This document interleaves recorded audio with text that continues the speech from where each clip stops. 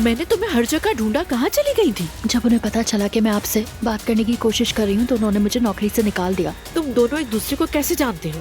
वो आदमी कई सालों से मुझे हरेस कर रहा है, फिजिकल हरेसमेंट। प्लीज आप मेरी मदद कीजिए। बाहमी रजामंदी से तलाक लेना बेहतरीन फैसला है। इन पेपर्स पर पहले आप दोनों सिग्नेचर कर दें। एलिफ साहबा आई है। तुमने यहाँ आने की हिम्मत भी कैसे की? कहो क्या चाहती हो तुम? अप्पू को छोड़ चुकी हूँ मैं और अब कभी वापस नहीं आऊंगी। खैरियत है ना बच्चों? तुम दोनों को क्या हुआ है?